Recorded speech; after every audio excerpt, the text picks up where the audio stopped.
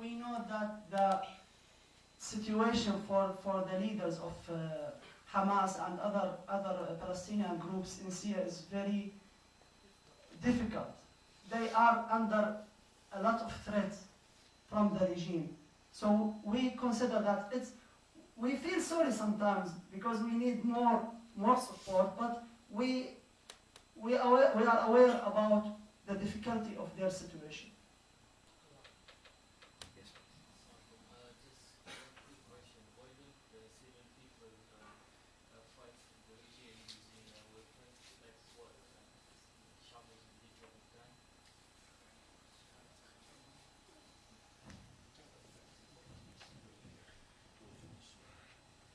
So the question is, why Syrian people are not fighting the regime with weapons?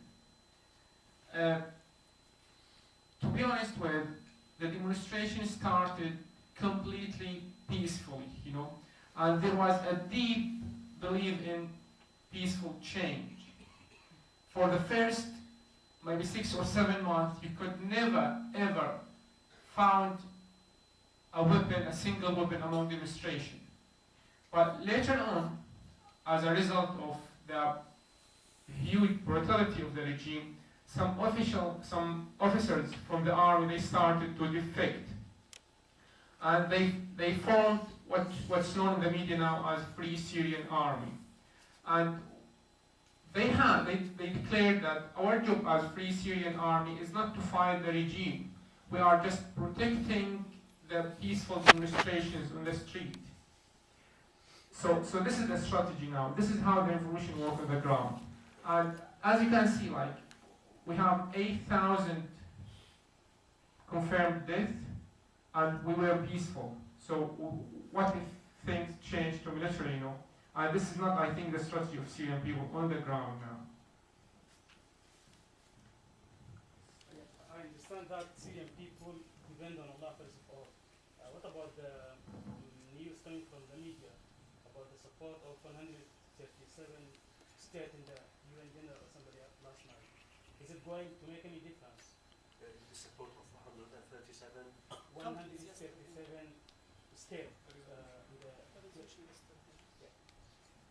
going to make any pressure on the regime? As you know, the resolutions of General Assembly, brother asking about the resolution yesterday from the General Assembly of the United Nations when they condemned the regime and supported the Arab League initiative. So the resolution of the General Assembly is not obligatory like the resolution of the Council.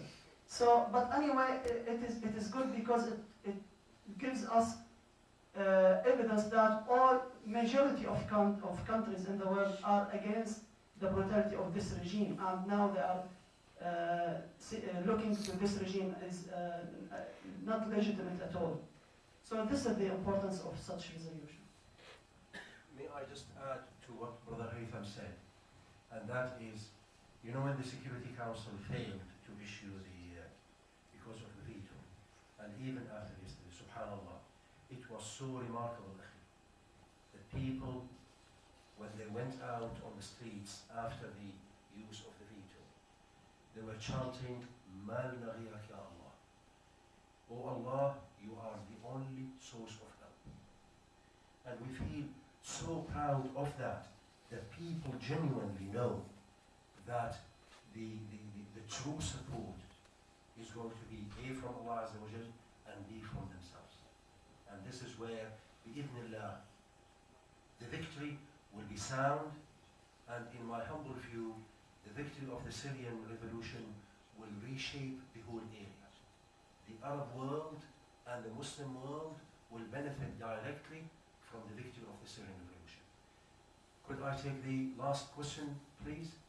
Yes, sort of to ask about this revolution in the sense that politicians seem to think that it's going to go into a civil war because of the fact that Syria has multi-sects from the Alawites who've been controlling the country for 45 years, and then the predominant Sunnis, and then you've also got Christians as well who are still against the revolution, and the Kurds, etc., etc.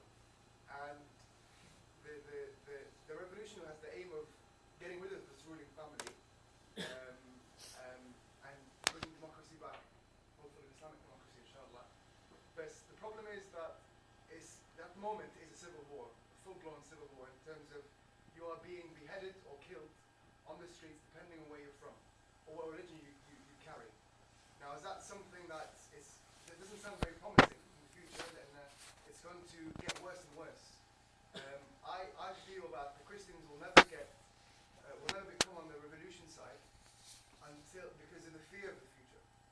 What's your view on that? Because they think they have a fear from Muslims. They have a fear from that. They've lived for 40 years in peace, according to this ruling family, and they don't think that will carry on. Barakallahu.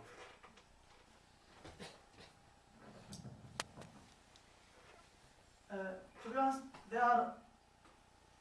there are people inside the revolution from all minorities. Not that much, but we should say that they are from all minorities, from Alawite, from Christians, from all minorities. They are afraid about the future, and we are afraid about the future, not only them. Because it's not easy to go from 50 years of dictatorship to democracy in one step. We are actually, everything is possible in Syria, but it's our turn to make the movement from this dictatorship to democracy easy by participating more in supporting the revolution in a good manner. Not only the people inside Syria not will be killed because of their religion or their sect. Now they are being killed according to their loyalty to the regime, or if they are loyal to the regime or they are against the regime. So hopefully when this regime collapses, this revenge and this type of killing will stop. But we should be aware that everything is possible, so we have to try our best to make this movement from dictatorship to democracy better. Inshallah.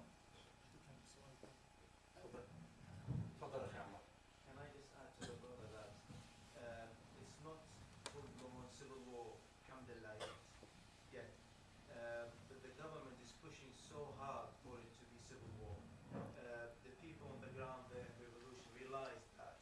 So you have in the revolution Alawites joined the revolution, Christians that have joined the revolution, and you have Sunnis with the government and killing their own people. So the government is like a family mafia controlling the country. We can't say it's a civil war, alhamdulillah. It might turn into that, but the Christians and some of the Alawites, they know that the freedom will mean it's their own freedom too. So hopefully, inshallah, will be the full picture there that will change the whole country to a democratic country. Barakallahu feekum wa jazakumullah khair. We conclude, inshallah, if everyone can make wudu within 5 minutes, inshallah, we'll start our tahajjud. And I'll take the opportunity again to thank our brothers.